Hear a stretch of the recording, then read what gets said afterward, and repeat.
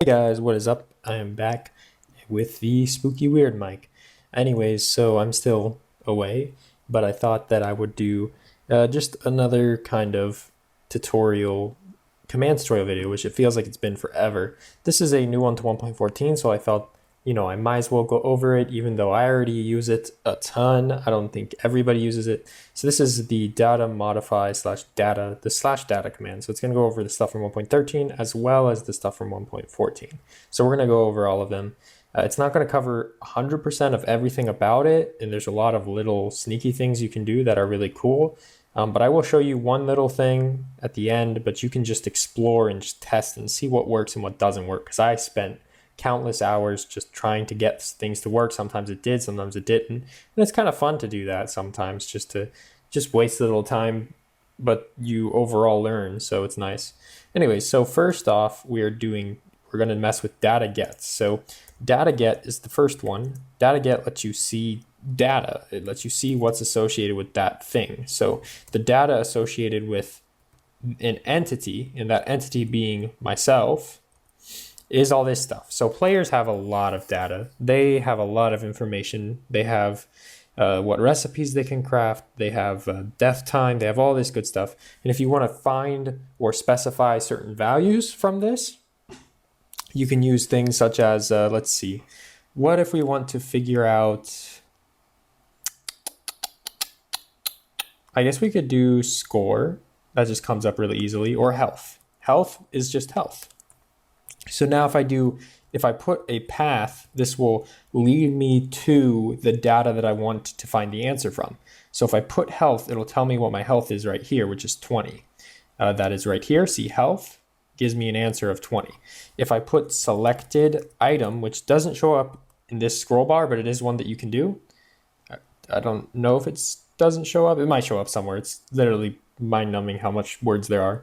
But if we do selected item, and this one will be important if you want to do other things later on. Selected item tells me what item selected. Let me put something.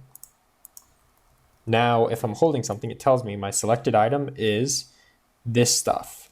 So I can use this to kind of narrow down and help me kind of figure out what MBT I have to type to get an answer for selectors. I have a tutorial on selectors that hopefully you've seen, or maybe you know selectors by now.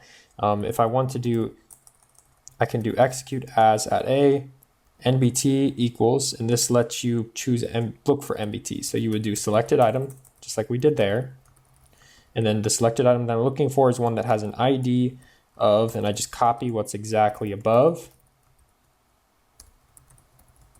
And I copied everything that was up there, put all the proper commas, and it says hi because it did find me. If this was not true, then it wouldn't do anything, just like it didn't do anything right there. It only said hi once. Okay, anyway, that's a little bit more than I wanted to go into on that. Now, there's data get block. Data get block is the same thing, except it works on blocks. So blocks have less data because most blocks don't have any data. Let's see, data get block, and I can use tab completion to get the block that I'm looking at. It's not a block entity, so it doesn't have data, but chests do have data, and the chest tells you what items are in the chest. So there's lime wool of a count of 64 in there, which is true. So this is kind of useful if we can change it. Just saying get is not really useful, as you would do with scoreboard get. It's not useful. Scoreboard set is more useful, and that's what we're going to do here. Let's start with the block one. We're going on to data merge. So data merge lets you put data somewhere. So we are going to put something on this block. What data do we want to put on? We want to put on, and usually you need to start with these parentheses because the way you type it here is like this. So data merge and then lock like that. So maybe you knew from before, but if you want to lock a chest, you have to do set block chest lock, just like that. Okay, but let's check out this chest. Does it have a lock on it? No. Do I really? Maybe I don't want to have to break the chest and put in a new chest. Maybe I just want to, because it has like items in it that I don't want to move. Well, I can use data merge, and I can add this MBT that I want to add to it, just like that, and now it's locked. So you can do that to I don't ever find myself using data merge block too often, but it is a good one to know if you just on the run need to add a lock to a chest or something. There's other uses, but then there's data remove, which I pretty much never use. Now, the way that you do it here is path, not MBT. When it says the word path, you kind of like list out things. So anywhere you see something that says like name colon, and then there's quotation marks, the path to that is just going to be name.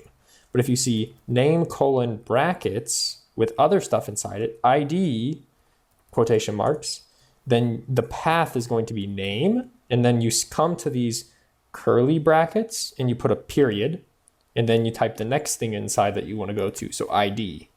So that will be the path. Now, if you see one that says this with square brackets and curly brackets, well, normally it's going to have curly brackets, and you would have like ID 1, comma, and then you would have like other curly brackets sometimes you don't. What you need to do is to get the path is name, then you need square brackets yourself and a number in between the square brackets to specify which element. So 0 is the first element, 1 is the second element, and that's just how the counting works. And then dot ID. So this will pick the first one's ID, which says ID 2. Okay, so that's just an example of how it works. We can use some other stuff, but this will let you remove stuff if you put a path. So it will remove anything that is under the lock tag. It will even remove the lock tag too. So I removed that, and now the chest is unlockable. And if I do data get block, there's nothing associated with lock there. It's all gone. So let's do, so for example, this might help you with some of the path testing. Let's put acacia, sandstone. If I do data get block, it says this, data get block this, okay? Items, you can see, so we want a path to the sandstone, not the acacia, the sandstone. So we need to make this path. So sandstone is here, right? Or yeah, it's here. So we need to first go into items. Then we come across these brackets. So we have to put brackets ourselves, and we have to make a choice which element. Do we want the first element, the second element, or the third element? Well, we want the third element, but you start at 0. So the 0th element, the first element, the second element. So 2 is the element we want. Then if we enter, it'll tell us all this MBT associated, but maybe we just want to figure out the count of the sandstone. So then we just add dot and we add count. And the dot lets us go inside the parentheses, the curly braces, and then we add the word count to specify which one in the curly braces we want, and it returns 1B because there's only one sandstone. Another thing you can do is instead of putting a 2, because this might be useful for dynamic systems where everything's changing, you don't know where the sandstone is in the player's inventory. Maybe you're checking if a player has sandstone somewhere. You don't know where it is, but you still want to get information. So you can't just put a number here because the array, this is an array, it gets bigger and smaller depending on what you do. So what you need to do is you need to search it. So you can put parentheses to start searching. So you can search for something that has an ID of Minecraft : sandstone. So this will search for an item in the array that has the same stuff that you put inside there. And it still returned a count of 1B. And just to, let me remove the word count so we get the whole message. Just see, it found the MBT and took us to that location. Maybe I'm saying the wrong words for what it's actually doing, but that's theoretically what it's doing. Next, you can do data merge on entities. This might be more useful. You have an entity that has data. You just want to change it a little bit without resummoning the whole thing. So this armor stand is visible, but let's make it invisible. So we need to pick an armor stand, type equals armor stand, that is nearest to this command block, and only one of them. Keep in mind that data merge entity does not work with @e. It's going to show up red. You need to select only one. And so you have to always use limit equals 1 @p. The second thing is data merge does not work with players at all. You can't change players' data. That's another thing. Unable to modify player. So that kind of sucks, but there's some workarounds, and I've gone over them in previous videos on my execute store tutorial. So you can check those out, but I'm not going to cover messing with data in the player. Anyway, so entity invisible. So this will make the armor stand, add an invisible tag to the armor stand. So we do that and it's invisible. And then this removes the invisible tag and now it's gone. Okay, cool. Let's move along. So the last one is data modify. And this is the most useful and most complicated of them all. So this one lets you make the chest have something specific that you want. This one, data modify, is going to let you put something from something else. So I have data, the chest has data. It's going to put my data in the chest data. This is really cool because we can do some really cool stuff here. So let's see what this one I have typed up here does. We are going to modify. So it's similar to merge, but we're modifying. So we're modifying the block at that position. And we are going to pick the items at 0. So this is the first item in the chest. We are going to set, so your options here are append, insert, merge, prepend, set. I just use set for when I want to change one thing from another thing. So set from entity. So this would be some entity. You can do set from block, but set from entity, the nearest player, and we are going to grab whatever they are holding, whatever their selected item is. So what this is doing is in the block, it is making the 0th item the same as the selected item of the nearest player. Right now, the 0th item is chest, but let me put 64 diorite in my hand. And when I click it, put 64 diorite in there. When I click it now, nothing happens because I don't have anything in my hand. So it can't set it. So it just comes up with an error.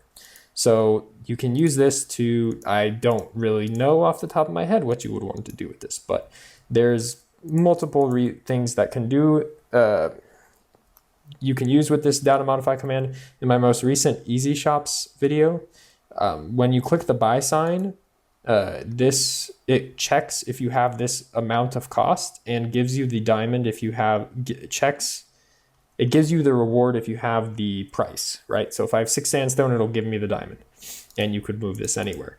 And the way it worked with a lot of those kind of stuff. So whatever the player was holding gets put inside a shulker box, and then it does some manipulation and counting and math and stuff to figure out, you know, whether you're supposed to be able to buy it or not.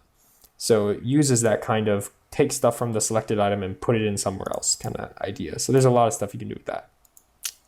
And this is, I'm just briefly going over the basics, and there's a lot of little things you can do if you know more, like prepend. Okay, so I'll go over these stuff really quickly without an example. Append means if you have you put something after, basically, just like the word would suggest. Prepend means you put something before. Merge is merge, and insert means you put it in at a certain location. So those insert, prepend, append kind of have to do with the arrays, right? So if I want to prepend, it would put it here. Let's say I have some stuff, right? I have a couple things that are invisible here. Prepend would put it here, right here. Append would put it right here. And insert, you can put it right here if you want. So there's just ways to manipulate arrays. But it's kind of complicated and weird. That's why I prefer to stick to just set usually. Also, something to keep in mind is another cool trick we can do is we can just take off all that. We can just say items. But keep in mind we're picking an array now. So we are choosing to change the entire array of the command block. So we need an array over here. So inventory is an array from the player. So anything that the player has, the block will have, the chest will have. So we're going to do this, and then we're going to do that, and boom, I have the same stuff. But keep in mind with this, it does truncate this row here. This row gets deleted. So just keep that in mind if you want to try using this to take the inventory and put it in a chest, you're going to lose a row. So keep that in mind. Now, coming up towards the end, I know this is going to be a long video. Now we're going to mess with a quick example of using it for entities. So if I summon this entity, it has a name that has JSON. So as you know, names in 1.13/14 need JSON formatting for the name. So you can't just put the word hi, you have to say text hi, And with JSON, you can do selectors. So you can do selectors, but they don't work in names of entities. So I can't, just because I can use JSON doesn't mean all of the JSON works. So this JSON doesn't work. So it won't actually say my name afterwards. It will just say the word hi at P, which is not what I want. I want it to say hi, my name. And so let's see how we can do that. So if we put a sign that says hi, my name, the sign will work with JSON and it'll say hi, nearest player, which is Cloudwolf, when I make the sign. It's not going to update constantly.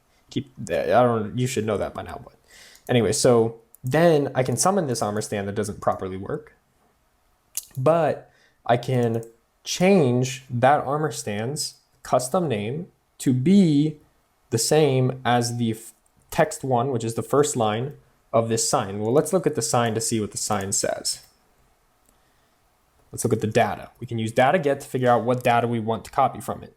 So we have all this hubbub garbage, but it looks like text one is the beginning of something we want. So let's write text one.